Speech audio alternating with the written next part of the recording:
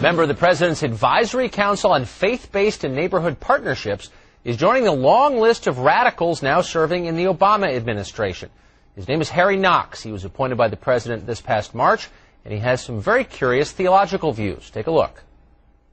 You put out a statement saying Pope Benedict XVI was, quote, hurting people in the name of Jesus because he did not support promoting the use of condoms as a means to control the spread of HIV. And I was wondering, do you still believe the Pope's position on condoms is hurting people in the name of Jesus? I do. All right, so even in light of Edward Green, a Harvard professor, researcher in AIDS prevention, said that the Pope was correct in that condom use aggravates HIV, the spread of it in Africa. So in light of that statement, do you still hold to that position? He's simply incorrect in his assertion. All the other evidence of science shows otherwise.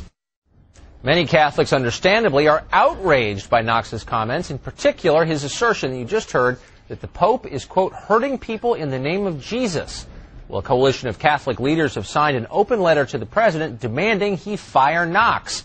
That letter reads in part, quote, the self-proclaimed anti-Catholic bigot you appointed to head up faith-based partnerships has reiterated his deep-seated prejudice against the Pope and the teachings of the Catholic Church. And your failure to remove him from office speaks volumes about how much you really value respect for diversity and religious differences.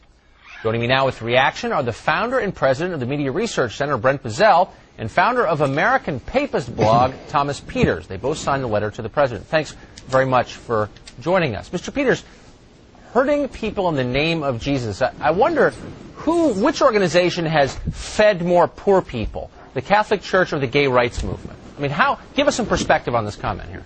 Well, it's an excellent point. I mean, the Catholic Church is one of the world's largest charities. And so for, Knox to say that the Pope is killing people in the name of Jesus is not only wrong, but it's outrageously wrong. And it's not the first time he said it either. So we're really kind of at the end of the rope on this one. So, Brent Bizzell, give us a little perspective on Mr. Knox. Is this an isolated case? Maybe he had a couple cocktails, lost control of himself, said something he didn't really mean, or is there a history of this? Yeah, I wish it was, Tucker. Then that's a good point. If somebody says something off the cuff and he wanted to retract it, and that's what the reporter was asking, do you want to retract this? This is a man who is, make it clear, he's an activist with the Human Rights Campaign. He's an activist homosexual who hates the Catholic Church. He's an anti-Catholic bigot. He has a long history of making these kind of comments. That's not the only thing this man has said. He has said the Catholic Church is guilty of behavior that is immoral and insulting to Jesus. So he's not only insulted the Holy Father, he's insulted the Catholic Church. He has said of the Catholic Church that it sends a message that violence and human rights abuses against lesbians and gays and bisexuals and transgenders people is acceptable. He has called the Knights of Columbus the foot soldiers in the discredited army of oppression. I dug up these two quotes. Here they are. They don't read like bigotry to me. What we have here is a gay activist who is critical of socially conservative Catholic policies he feels are harmful or insensitive to gays. Rather than have a debate on the issue, as these conservatives pretend they seek, they're accusing Mr. Knox of being a bigot in this Fox News right-wing vacuum where there's no fear of contradiction. Watch how the real issue regarding condom use never gets vetted.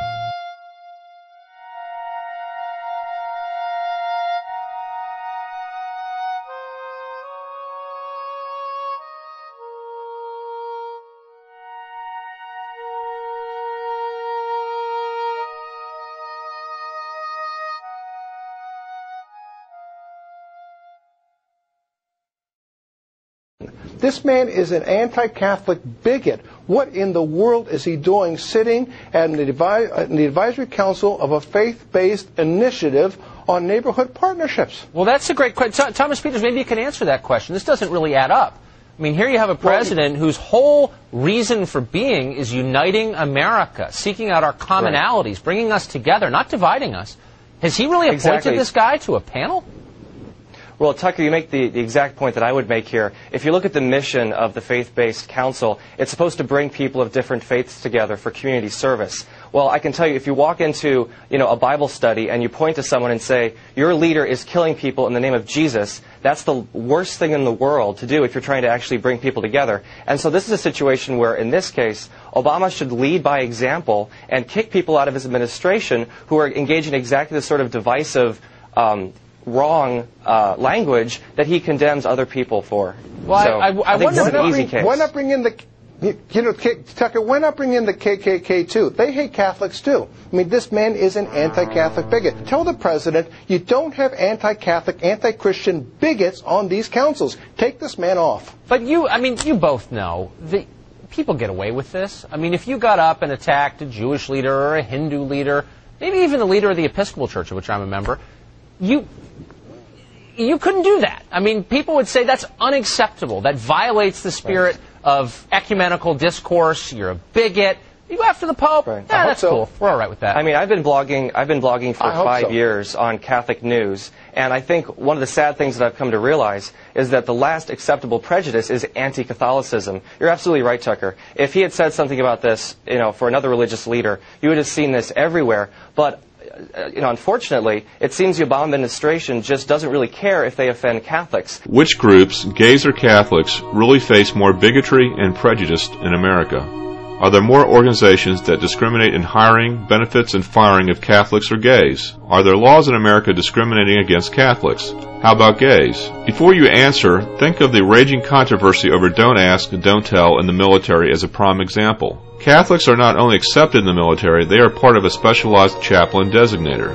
Gays, well, just tell them to hide in the closet or give them the boot, regardless of their patriotism, devotion to duty, years of service and sacrifice, medals on their chest, or proven track record of talents. The most obvious point, completely ignored by this panel of hypocrites, is why Harry Knox isn't referred to as Reverend. Wouldn't President Obama appoint a minister to lead his advisory council on faith-based and neighborhood partnerships? The answer is simple. Mr. Knox was denied ordination because he's gay.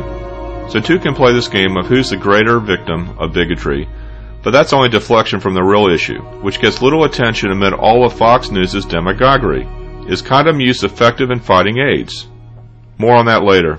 Even after the reporter gave him a chance to say, have you looked at the other evidence here? Because there actually is a very large body of evidence supporting the Pope's claims. So not only is Knox being offensive, he's wrong. Right, but they're not interested in debating. They're not interested in debating that. I think all people of goodwill want to reduce the spread of AIDS. My gosh, of course, every person does. And there's a legitimate debate about how to do that. And to dismiss people who disagree with you as bigots or crazy or acting in the service of Satan ends the conversation. Did you catch Tucker saying they? It's an interesting slip indicating this panel's broad smears are about more than Harry Knox. The discussion here is a gross overreaction to this quote of Harry Knox's. He's opposed to the Pope's position on condom use in the fight to prevent the spread of AIDS. He is arguing the Pope is using his position as the religious leader of the Catholic Church to promote bad science. It's not too surprising this panel of conservatives, while they oddly never discuss the issue at hand, would defend the Pope since social conservatives trend toward singling out abstinence as the solution. But why the surprise that President Obama would appoint a man who supports the distribution of condoms to prevent AIDS, since this policy is consistent with CDC's research and position on the topic? Tucker, hypocrite to the bitter end, talks about personal attacks ending the conversation. However, one notable example he cites of calling an opponent a bigot doesn't come from Harry Knox or his supporters. It's the smear used by this unbalanced panel. If you read the quotes the conservatives find offensive, there's nothing Mr. Knox is saying about the Catholic Church being the servant of Satan, just the opposite. He's asking them to be good stewards for Christ. The president, this president in particular, needs Catholic votes, and so will Democrats in the coming midterm elections. He can't get elected without them. This is a potentially very alienating appointment for him to make. Why is he doing it, and why is he not backing off it? This man is intransigent. This administration is so hardened in its ideology, they won't back down, even when they're given an invitation to do so. But it's so stupid. I mean, in the end, if you're Barack Obama, you don't need this. You got some kind of anti-Catholic nut? You don't. Just cut him loose. You guys are great.